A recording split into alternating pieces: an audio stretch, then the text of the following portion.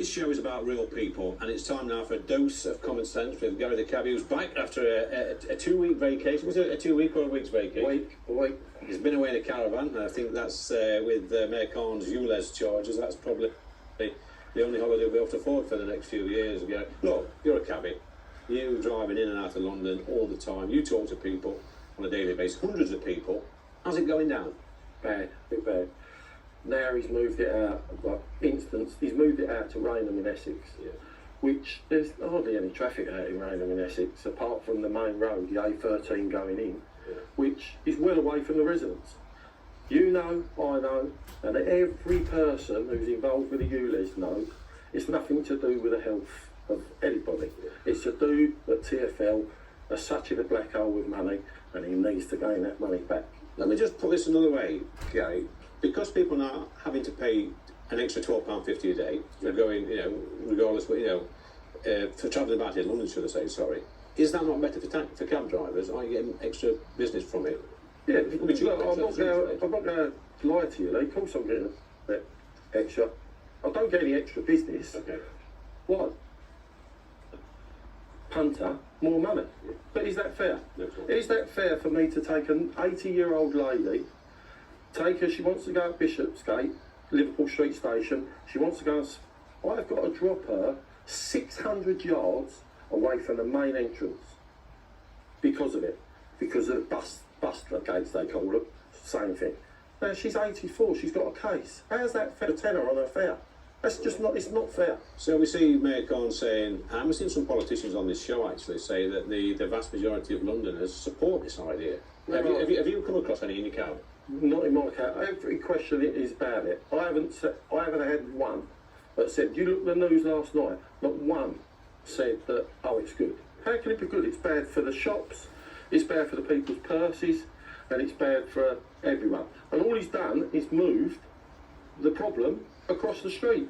That's all he's done. I understand that Mayor Khan's not actually responded to your challenge that you laid out a few weeks back, where you said that come and spend an hour in my cab and I'll drive you around the streets of London to see what sort of mess you've made of this place. I guess that invitation is open to all the mayoral candidates in next year's election. So any mayoral candidate that wants to get in touch with you and then get in touch with me, I will pick them up wherever they live and I will take them round. Shame I couldn't have taken them round while the Notting Hill Carnival was on. Let's come on to that, the Notting Hill Carnival. So that we've seen again an event which seems to get worse by the year, the behaviour, the arrests. I think somebody was stabbed again this year. There's all sorts of depravity. We've seen the scenes where semi-naked women were gyrating. There were men performing some like simulated sort of acts on these women. Pure filth. Anywhere else in the country, these people would have been locked up, thrown in a van, taken away. Why isn't that happening in London? Because the mayor don't want it to. Same as he don't want to have anything happening in the square unless it's that side of it. I'll tell you now, Lee, I've worked it every year. The Notting Hill Carnival is fantastic between 11 o'clock in the morning and 8 o'clock at night. Once it's dark, forget about it.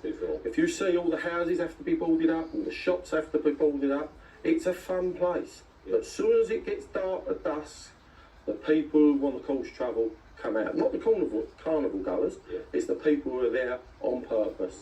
And the mess that was left on Tuesday morning, God knows how much that's cost Mr. Mayor. Yeah, thousands of pounds, I guess, Guy. But you make a good point. The Notting Hill Carnival, I've not been myself, I've not been fortunate enough to go, but I understand it's a great event. But like you say, you get the night creatures come out, and they use it as an excuse, a match to go and cause mayhem. We've seen them running around with machetes. We've seen people using the streets as toilets, urinating and doing other stuff. It's just filth, isn't it? It is, but that's not the carnival's fault, is it?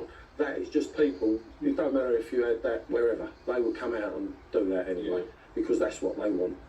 The carnival itself is brilliant, but it's got to be stopped at 8 o'clock at night. Do you feel sorry for the police after police? I feel sorry for the police. How many of them?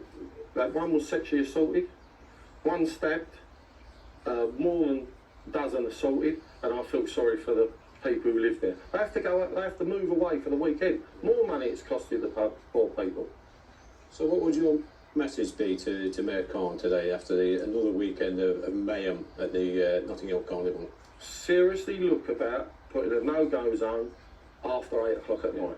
As soon as it gets dark, it's got to stop. During the day is perfect. As soon as it gets dark, stop it. And I know our candidate for next year's mayoral election, Susan Hall, has suggested that the venue be changed, moved to a safer place, like a big park somewhere, so you're not in the streets. Would that be a solution, do you think? One of the biggest parks in the world in London, Hyde Park. Why can't it go in there? Could it? Could do, although saying that, probably because Mayor Khan has put the bus lane in Park Lane, and I want to be able to get to it. Well, that's another bone of contention. When I travel that route in a cab in London, every single cab driver moans about that length of road and the You've bus got the lane. biggest cycle lane in the world, in Hyde Park, but he's put one 200 yards away next door to it and caused pollution that he don't want to cause. Why would he do that? Oh, because he needs the money to cover what he's lost in the TFL. Look, Gary, it's been absolutely brilliant talking to you again. I've missed our little chats in the cab, and hopefully next week we'll get back on the road. Some more common sense from Gary the cabbie. But coming up, we've got last orders.